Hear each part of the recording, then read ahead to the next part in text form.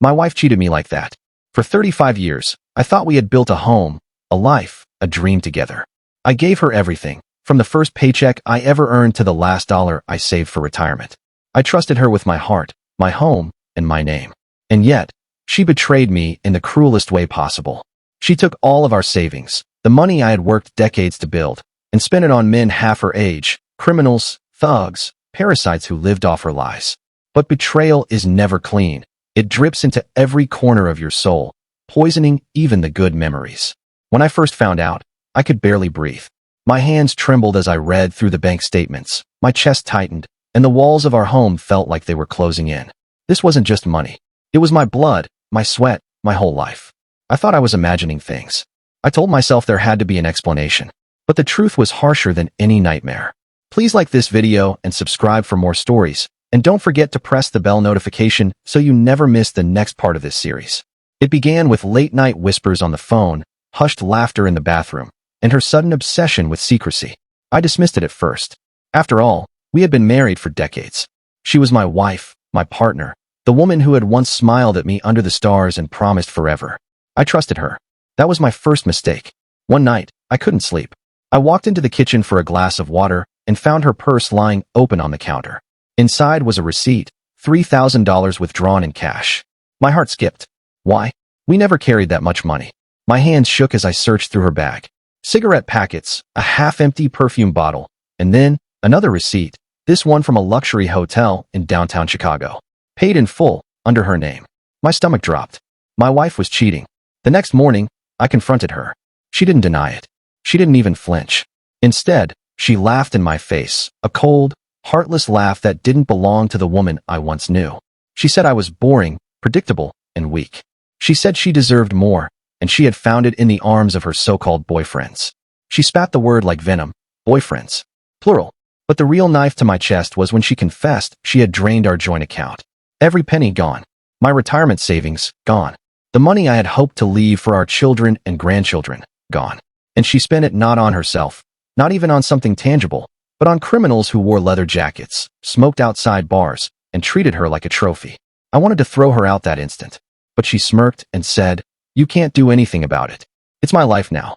Days turned into weeks, and I felt myself spiraling. I went to work, but I wasn't present. I sat at home, staring at the walls, wondering how everything had crumbled so fast. Every photo frame felt like a mockery. Every memory felt corrupted. I wanted revenge, but I didn't know where to start. It was then that someone stepped forward, the one person I hadn't expected. My granddaughter, Maya. She was only 20, still young, but wise beyond her years.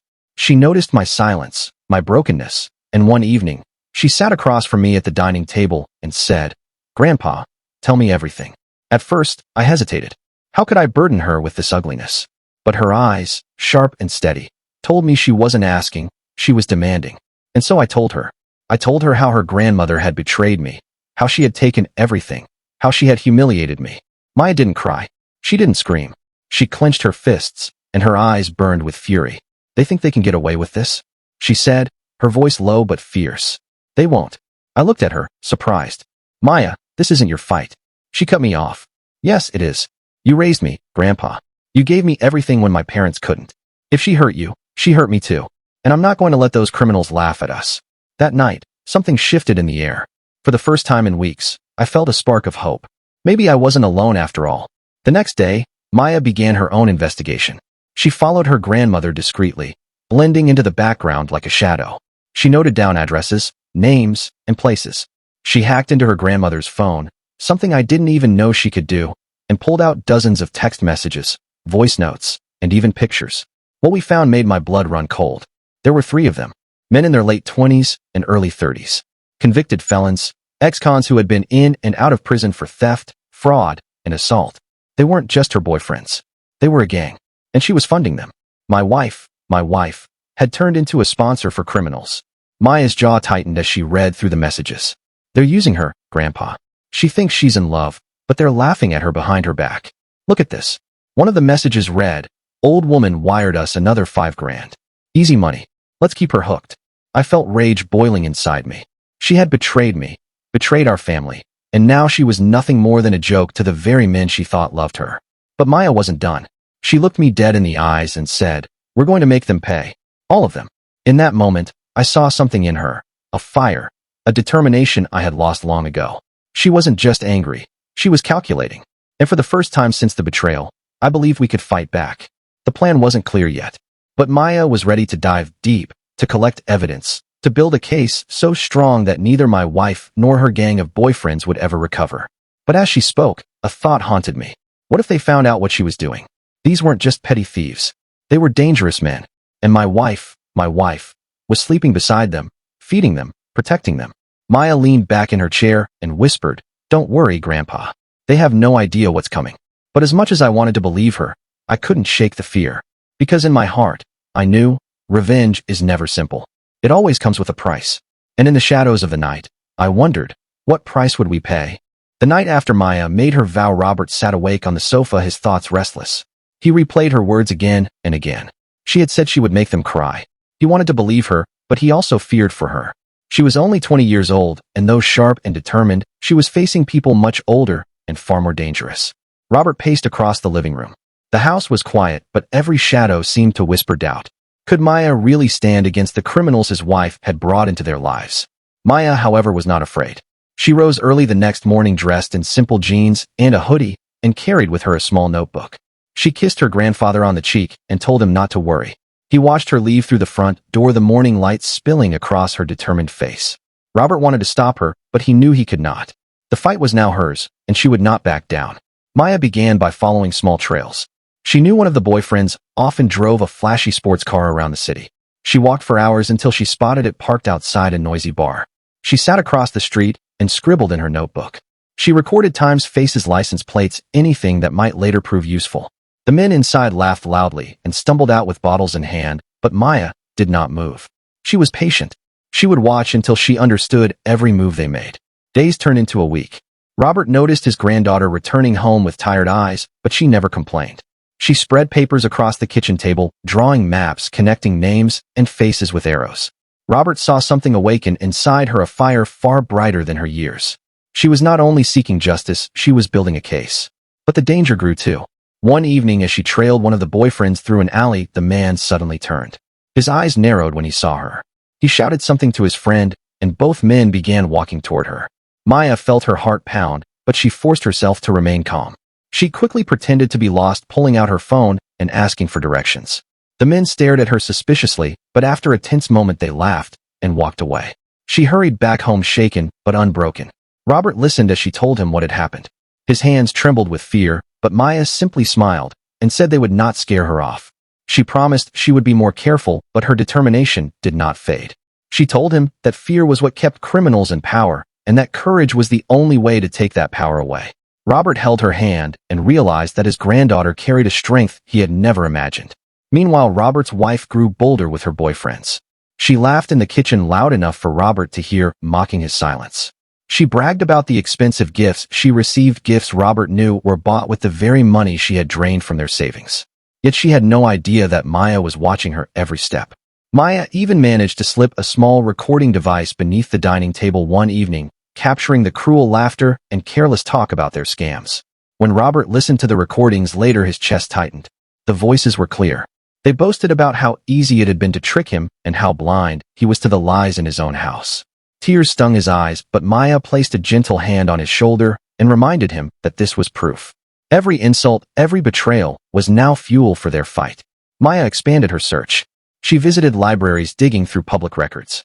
She discovered unpaid loans, criminal charges that had been dropped, and connections to underground gambling rings. Every detail painted a darker picture of the men who had invaded their home. She began typing reports on the family computer, carefully organizing the evidence. Robert sometimes sat beside her late at night, his tired eyes following her swift hands on the keyboard. He felt both pride and shame, pride for her courage and shame for his years of silence. As weeks passed, tension inside the house thickened. Robert's wife noticed the way Maya looked at her, and she snapped angrily, warning her to mind her own business. Maya did not respond. She simply watched and waited. She knew the storm was building, and soon it would break. One night, Maya returned home with photographs hidden inside her jacket. She had followed one of the boyfriends to a warehouse at the edge of the city. There she saw them unloading boxes from a truck, boxes filled not with goods, but with stolen electronics. She snapped picture after picture, her hands shaking, but steady enough to capture the truth. Now she had evidence that tied them directly to crime. She spread the photos across the table, and Robert gasped. The images were undeniable. He asked if it was time to go to the police, but Maya shook her head. Not yet, she said.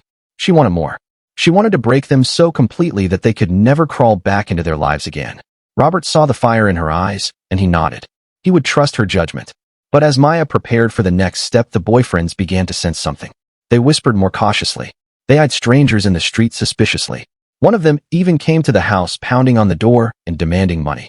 Robert's wife rushed to calm him down, handing him an envelope of cash, while throwing a hateful glance at Robert, as if blaming him for her troubles. Robert stood silently, but Maya's fists clenched at her side. She wanted to scream, but she forced herself to stay quiet. It was not time yet. The house grew colder. Meals were silent. Robert spent his evenings staring at the floor, while his wife paraded her false laughter over the phone. Maya, however, grew sharper. Every whisper, every slammed door, every late-night visit from the boyfriends, she recorded it all.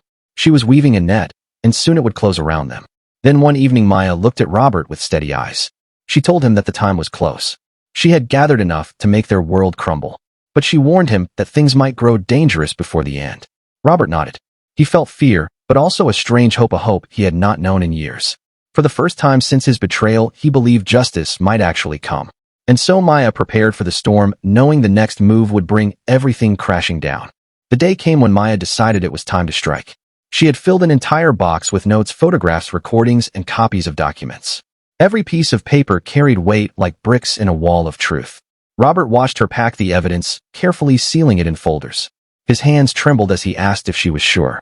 Maya nodded with calm eyes, and said the longer they waited, the stronger the criminals would grow. It was time to bring the fight to them. She began by visiting a trusted community lawyer, an older woman named Evelyn, who had fought against corruption for decades. Maya walked into her small office, her heart racing, but her voice steady. She laid the evidence on the desk and explained everything from the first stolen dollar to the photographs of the warehouse. Evelyn listened in silence, her eyes narrowing with each detail. When Maya finished, Evelyn leaned back and said she had enough to start a case, but warned her that the criminals would not go down quietly. Maya simply replied that she did not want quiet, she wanted justice. Meanwhile, at home, Robert's wife grew uneasy. She sensed something shifting in the air, though she could not yet see it. The boyfriends complained more often, speaking of someone watching them. One even accused another of betrayal. Their unity began to crack under suspicion and fear. Robert noticed it in their angry visits, in the way their voices echoed through the house with desperation. He kept silent, but inside his chest he felt a quiet spark of hope. Maya returned late one night with a plan.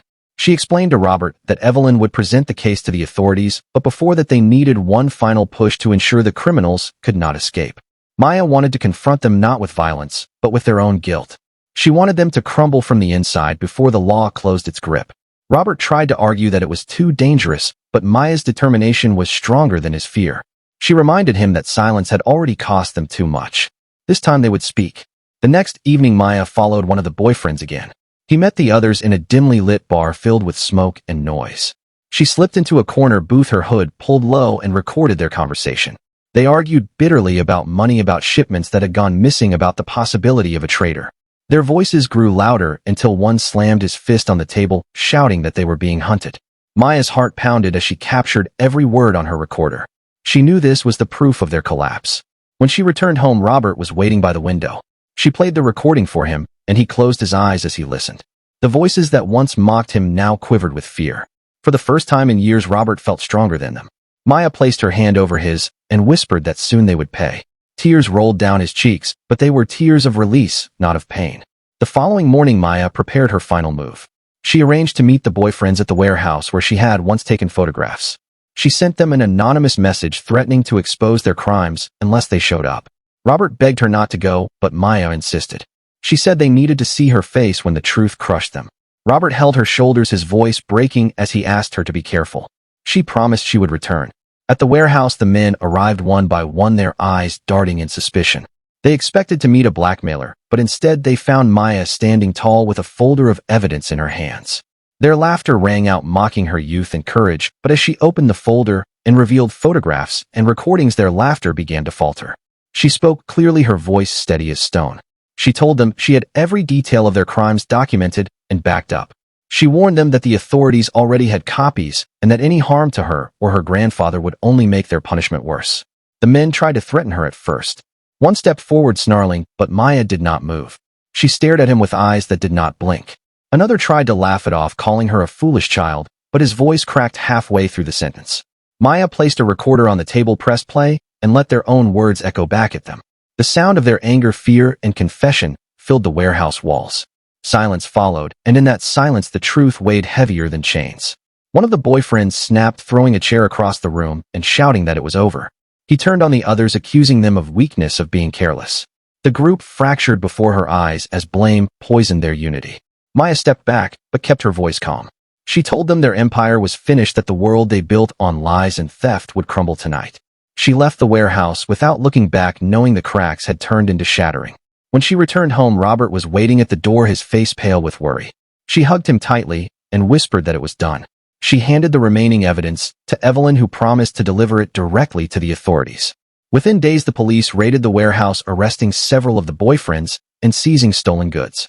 News spread quickly, and their names filled headlines, not as powerful men, but as criminals exposed.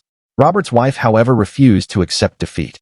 She screamed at Maya, accusing her of betrayal, of destroying the family. But Maya stood tall and told her that it was she who had destroyed everything with greed and lies. Robert listened in silence, but his silence was no longer weak. It was steady and strong, for he knew now that Maya had given him back his dignity. The house no longer felt like a prison. Though the walls still carried shadows of betrayal, they also carried the echo of Maya's courage. Robert sat by the window one evening, watching the sunset as Maya scribbled in her notebook. He asked her if she regretted anything. She smiled softly and said no, because sometimes the only way to heal was to break what was rotten and rebuild from the ground up. Robert nodded, his heart swelling with pride. Yet both of them knew the battle was not over. Some of the criminals had escaped the police, and whispers of revenge still circled in the air. But Maya was ready. She told her grandfather that if they returned, she would face them again without fear. And this time Robert promised he would not stay silent either. Together they would guard their home and their dignity. The story of betrayal had turned into a story of resistance. And though scars remained, they were now the marks of survival, not defeat. The arrest shook the town. Newspapers printed the names of the men who once strutted through the streets with expensive cars and flashy jewelry. The headlines called them a criminal syndicate exposed by shocking evidence. But in the shadows of the city, not everyone had been caught. A few of the boyfriends slipped away during the raid, men with anger burning hotter than fear. For them, losing money and reputation was painful, but losing control was unforgivable. And the person they blamed most was not the police, not the lawyers, not even Robert. It was Maya. Inside the house, the atmosphere was heavy but different now. Robert's silence was no longer the silence of defeat. He had started to speak more, small words, little sentences, but enough for Maya to see that the chains around his heart were breaking. He asked her about school, about her plans, about the future she wanted. She answered with excitement, though her eyes sometimes wandered to the window, always checking the shadows outside. Both of them knew the men who escaped would not forget. One late night, Robert heard footsteps in the yard. He froze, his old body tense with fear. Maya was already awake, sitting at her desk writing notes in her little black notebook. She closed it quickly and motioned for Robert to stay quiet. Together, they listened as gravel crunched under heavy boots, then silence. Maya gripped the baseball bat she kept under her bed, her knuckles white, but her breath steady. Whoever was out there was testing them, reminding them they were not free yet. The next morning, Robert's wife exploded in rage. She had heard rumors that some of the boyfriends were hunting for Maya, and instead of worrying for her granddaughter, she spat venom. She accused Maya of ruining everything, her comfort, her status, her protection. Robert's wife screamed that Maya should leave before she brought more danger. Robert, for the first time in years, raised his voice. He told his wife that she had brought this on herself, that her choices had poisoned their home. His voice shook, but it carried weight. Maya looked at him with quiet pride, realizing her grandfather was reclaiming the strength that betrayal had once stolen from him. Days passed, and the pressure grew. Maya started seeing strange cars parked on the corner. Neighbors whispered that men were asking about her, showing pictures. Evelyn, the lawyer, warned her to stay low until the trial, but Maya refused to hide. She told Robert that running now would make them pray forever. She wanted to end it, once and for all. So Maya formed a plan. She went to the police station and asked to meet with the detective handling the case.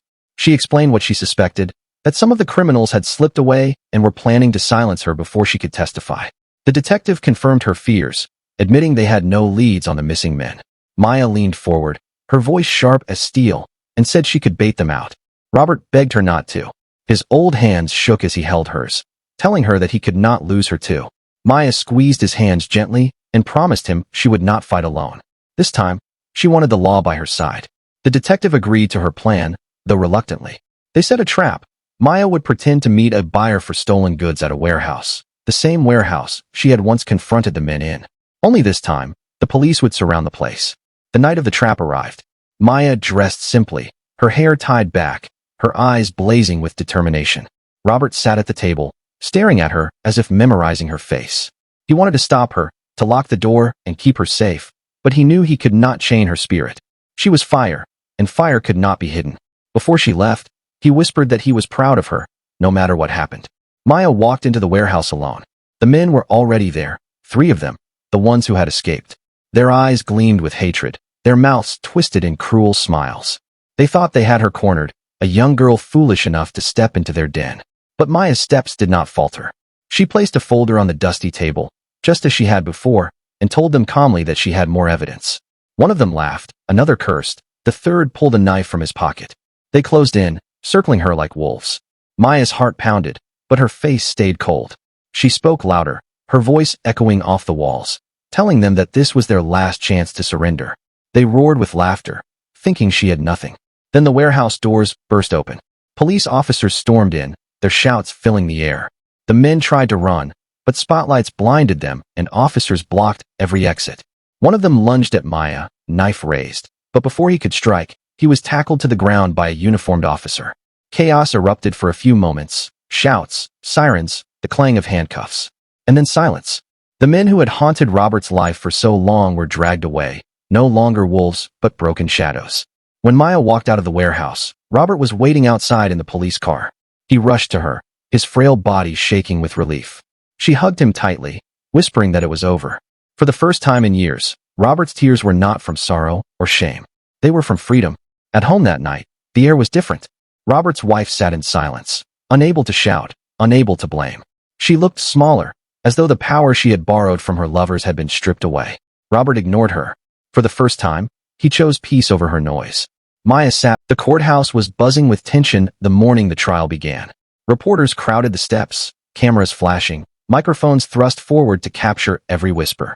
The story of a young woman exposing a criminal web that reached into the home of a millionaire had become the talk of the state. For Maya, though, it was not about headlines or attention. It was about truth. It was about standing up for her grandfather when no one else would. Inside, Robert sat quietly in the first row. His suit was old but freshly pressed, his hands trembling in his lap. The man who had once been humiliated by betrayal now sat with pride, his granddaughter leading the charge. Robert's wife sat a few seats away, stiff and cold, glaring at Maya with the same bitterness as always. She had been called to testify as well, and the weight of her lies was written across her face. When Maya walked to the witness stand, the entire courtroom hushed.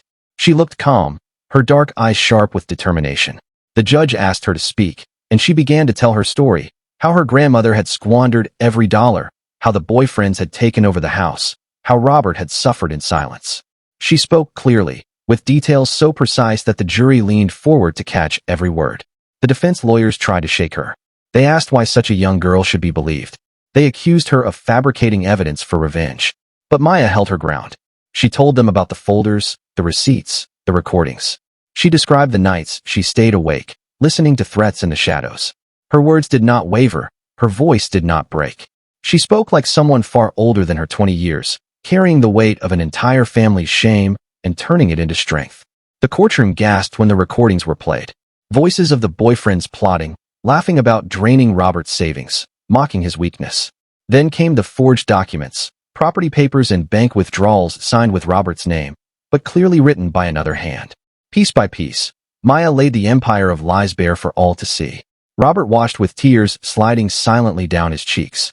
Every word Maya spoke seemed to lift a stone off his back. For years, he had been a prisoner in his own home, humiliated by betrayal, silenced by fear. Now, his granddaughter was giving him back his voice. The climax came when Maya turned to face the men at the defense table. She looked them in the eye, one by one. They had once sneered at her, threatened her, laughed at her. Now, they shifted uncomfortably in their seats, unable to meet her gaze.